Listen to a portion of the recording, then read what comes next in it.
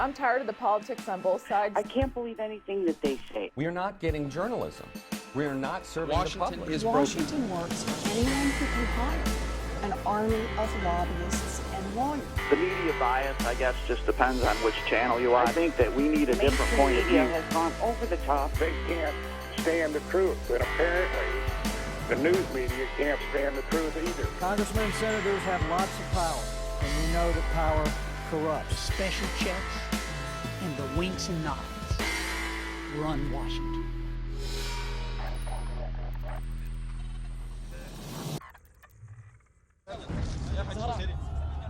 The future must not belong to those who slander the Prophet of Islam.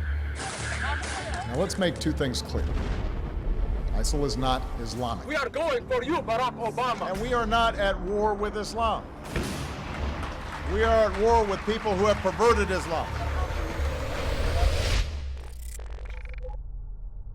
I mean, these are just wacky statements to hear from the leader of the free world at a time when I, as a reformer, and so many other reformers we work with, want him to say that the problem is within the House of Islam.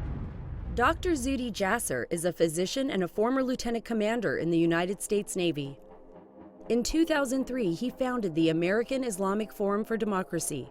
He is also the author of the book, A Battle for the Soul of Islam. The problem is within the House of Islam, and we as leaders of the free world want to take the side of reformers and the liberals who are against the Islamists. And he has not said that. Nobody in the leadership in the West has really said that. In producing this story, our staff felt it was important to hear directly from Muslims. So, while one of our crews met with Dr. Jasser in Phoenix, I met Dr. Kanta Ahmed at the Blaze offices in Manhattan. Ahmed is also a physician and author who is quickly becoming a prominent voice for Western Muslims. We're here in New York. We're a few blocks from Ground Zero. This era began in September 11th.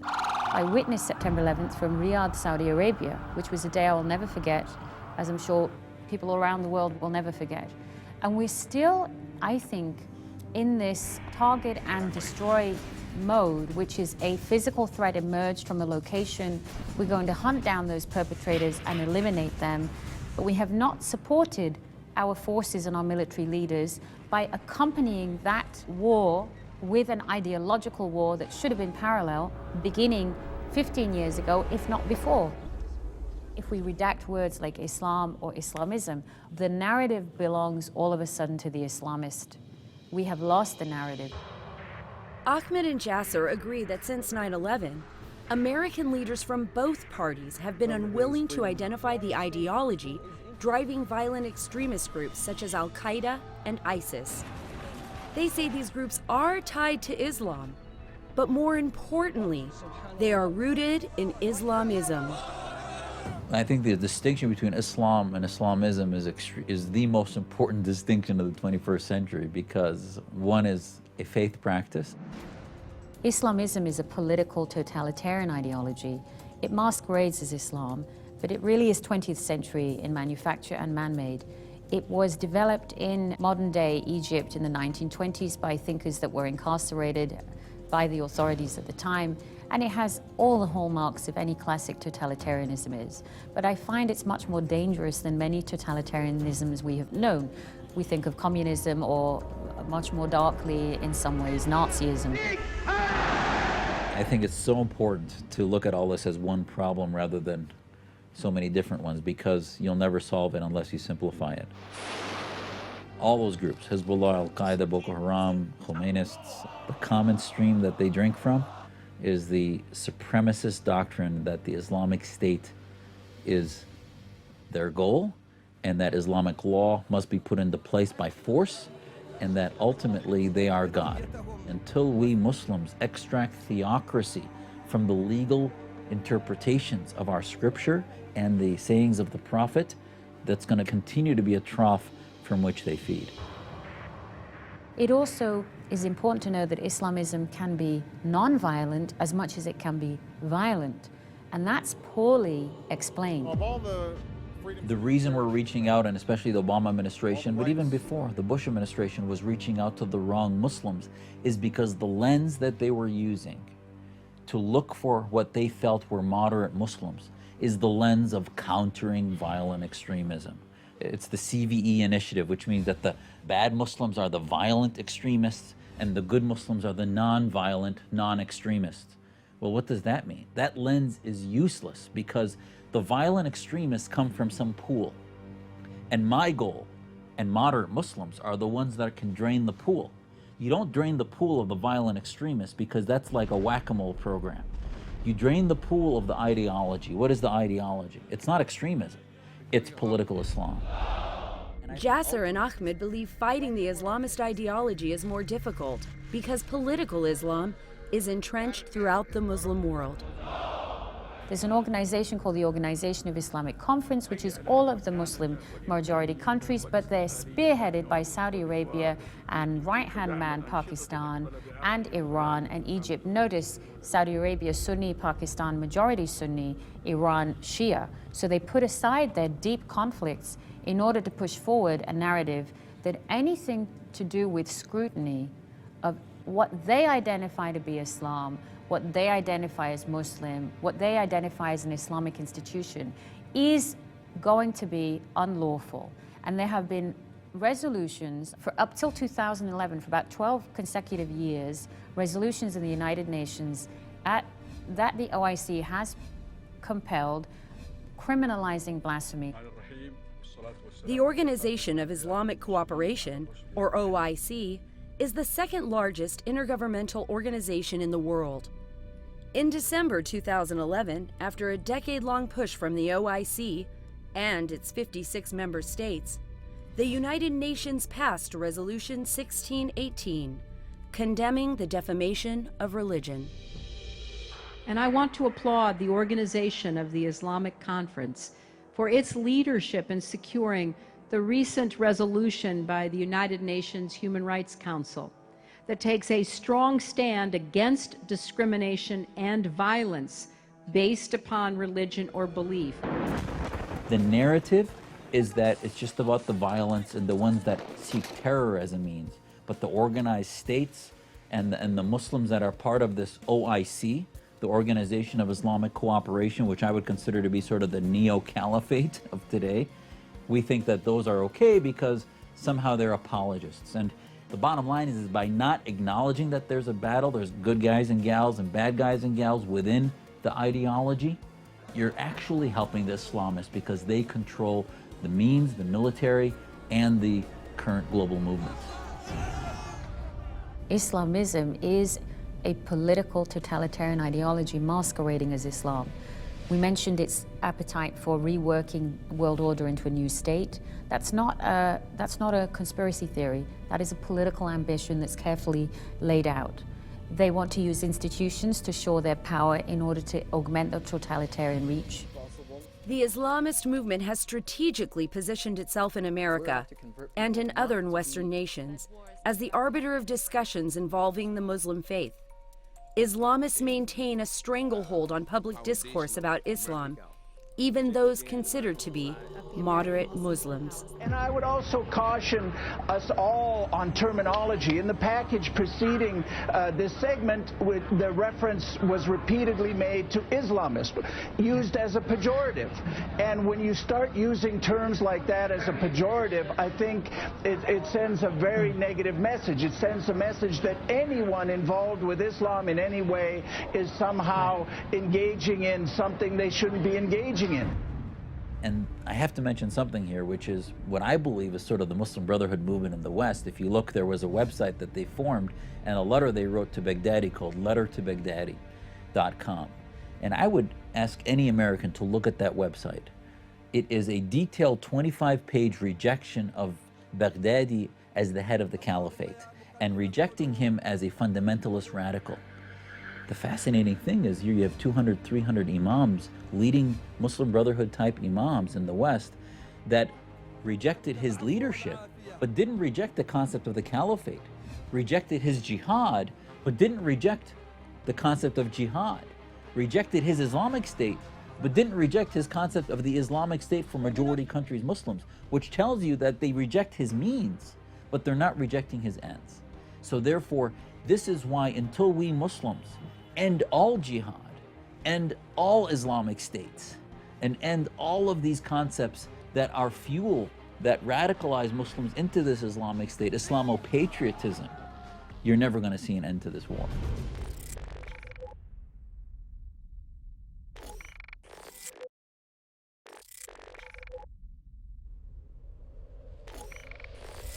One of the primary objectives of Islamism, both violent and non-violent, is the establishment of Islamic law, known as Sharia. Ultimately, Sharia in the 21st century is a, for the most part, draconian set of laws that are really based in Islamic law that pretty much evolved into the 12th, 13th century, and then all of a sudden you find that it stopped modernizing. And when you look at what's embodied, whether it be in Sudan or in Iran or in Pakistan, whether it be about freedom of speech or blasphemy laws, especially the treatment of women, you look at these things, they are basically literal interpretations taken out of what scholars in the 11th, 12th, and 13th centuries determined as being Islamic law.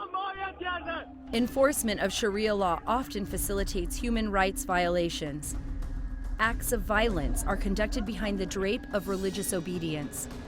Cruel and primitive actions such as the degradation of women, female genital mutilation, the persecution of homosexuals, and even honor killings are accepted practices. I witnessed the brutality of Sharia, first as a young girl growing up on an American compound in Saudi Arabia, and then later as a war correspondent in Iraq and Afghanistan. Dr. Ahmed could relate. She grew up in London, but spent part of her professional life as a physician in the Saudi Kingdom. She later wrote a book based on her experiences there called In the Land of Invisible Women. My cultural shock in Saudi Arabia was really a function of being someone who was raised by pluralistic Muslims who were very comfortable living in a Christian country. So the cultural shock came from leaving that kind of experience of Islam and encountering theocratic Wahhabism, which is what the kingdom follows. It's ruled by an absolute monarchy, and the monarchy has empowered almost totally the religious clerics who follow a derivation of Islam from the 17th century, which is extremely puritanical and extremely limiting. For 1400 years, Islam and Sharia ruled the Middle East. And women, and even myself, I remember, I had to just adapt to these laws. And even if it's in a convoluted way, in an uncomfortable way, you have to survive and you have to adapt to these laws. Nani Darwish is an Egyptian-American author and human rights activist. Well, I was born and raised as a Muslim. I was born in Cairo. I grew up in the Gaza Strip in the 50s as a child. My father was the head of the Egyptian military intelligence in Gaza. He was entrusted with doing operations called Fidaiyin operations against Israel. And these operations caused a lot of damage and deaths inside Israel. Israel retaliated by killing my father. I was 8 years old, and we had to move back to Cairo. And my life completely changed when we moved back to Cairo, because my mom had to take care of 5 children without a husband, and which was very difficult in the Middle East. Let me go back to 1978. Tell me about that year for you. That was the year I moved to America in November 1978. I came to America, and this was the day my life completely changed. America gave me my dignity as a human being. America gives a lot more than just job and money to foreigners. I knew another side of myself I never knew. I could never have discovered living under Sharia. In 1997, Darwish converted to Christianity, but she didn't begin speaking out against Islamism until after 9/11. Her public stance came with painful consequences. After 9/11 happened, I called many people in Egypt. I wanted them to comfort me and to tell me that something is wrong with the way we're bringing up our young men and women. And isn't it time for us to start talking about it?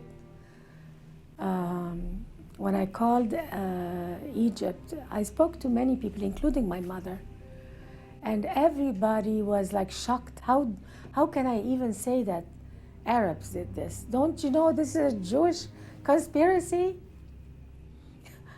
And I was almost, they were very angry at me and doubting that this was happened by Arabs or Muslims. And that's when my mom started reading my book, what I wrote about Islam, and that I'm no longer a Muslim. She hung up the phone and never talked to me again. That must be very painful for you. Extremely, very, very painful. It took many years for me to adjust to it and accept it and pray for them. If you could talk to your mom right now, what would you tell her? I love her, and I wish she had the freedom I have in America so she can outgrow the oppression she was subjected to. So she didn't have to have female genital mutilation like she had, and the oppression, never had any freedom to do anything except stay home. I wish she had that opportunity for love and freedom and respect and dignity for women.